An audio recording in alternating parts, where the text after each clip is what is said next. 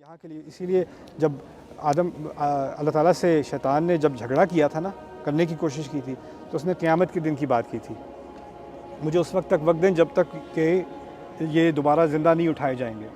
اگر وہ ہمیشہ جنت میں ہوتے تو زندہ اٹھانے کی بات ہی نہ ہوتی کوئی۔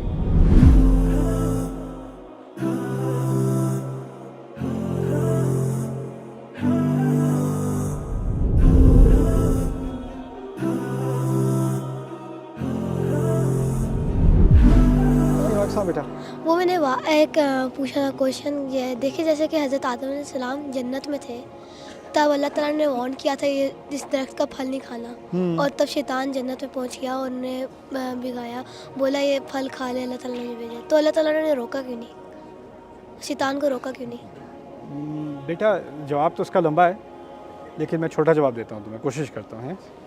انگلش سمجھ لیتے ہو کہ نہیں؟ میں نے اس پہ پوری ایک اسٹوری نائٹ کی ہوئی ہے، اس کا نام ہے وسپرز، وہ ضرور دیکھ لینا ہے۔ لیکن میں تھوڑا سا تمہیں بتاتا ہوں۔ اللہ تعالیٰ نے آدم علیہ السلام کو جنت میں ڈالنے سے پہلے بتا دیا تھا کہ یہ تمہارا دشمن ہے، اس سے بچ کے رہنا، اب جاؤ جنت میں۔ اور یہ نہیں کہا آدم علیہ السلام سے جنت میں ہمیشہ کے لیے رہنا، کہا ٹھہر جانا وہاں پہ۔ اسکن کا لفظ ہوتا ہے ٹھہر جاؤ، اخلد ہوتا ہے ہمیشہ کے لیے رہو، یہ نہیں کہا تھا۔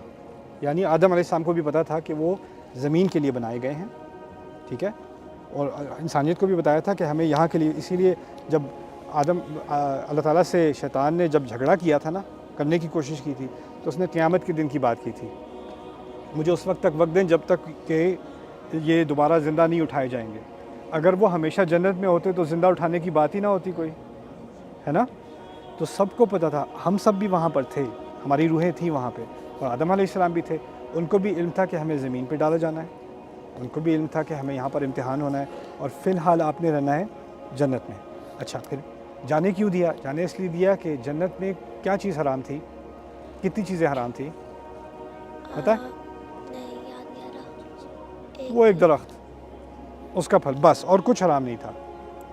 اور اللہ تعالیٰ نے آدم علیہ السلام کو سکھایا کہ بے شک تمہارے سامنے ساری بے شمار چیزیں حلال ہوں اور صرف ایک چیز حرام ہو۔ شیطان آہستہ آہستہ کر کے تمہیں ٹرک کرے گا، تمہیں دھوکہ دے گا اور تمہیں پھسلا دے گا، اور تم اس چکر میں آ جاؤ گے کہ وہ جو ایک چیز حرام تھی وہ تم لینے کی کوشش کرو گے، جبکہ تمہارے سامنے ساری جنت موجود ہے نا؟ اب یہ سیکھ لیا کہ شیطان اس طرح کرتا ہے، اب تم دنیا کی زندگی کے لیے تیار ہو، کیونکہ دنیا میں اللہ تعالیٰ نے تمہارے لیے ساری چیزیں حلال کی ہیں اور کچھ چیزیں تھوڑی سی حرام کی ہیں۔ شیطان کیا کرے گا؟ جو چیزیں حلال ہیں وہ کہے گا اس میں کیا مزہ ہے، اور جو چیزیں حرام ہیں وہ کہے گا تھوڑا سا تو کر لو، تھوڑا سا قریب چلے جاؤ، کچھ ایسے کر لو، کچھ بھی نہیں ہوگا، کوئی نہیں، اللہ معاف کرے گا۔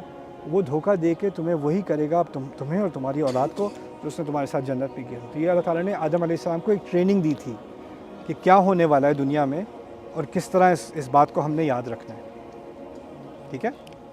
اور ایک چھوٹا سوال ہے، کیا کہتے ہیں، آپ پاکستانی ہیں کہ کوئی اور آؤٹ آف؟ میں بہت ہی پاکستانی ہوں۔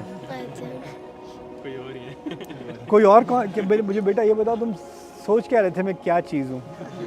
نہیں، آپ کو وہ جگہ میں دیکھے، کبھی کدھر کبھی کدھر کبھی کدھر، اور اس لیے سمجھ نہیں آتا کہ پاکستانی جو ہے نا وہ کبوتر کی طرح ہیں، ہر جگہ ملتے ہیں۔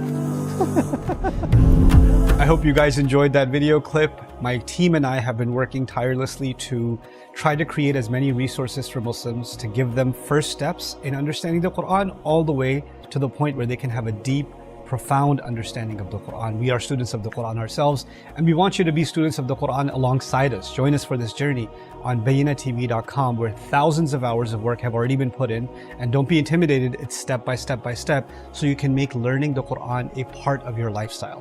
There's lots of stuff available on YouTube, but it's all over the place. If you want an organized approach to studying the Quran beginning to end for yourself, your kids, your family, and even among peers, that would be the way to go. Sign up for BayyinaTV.com.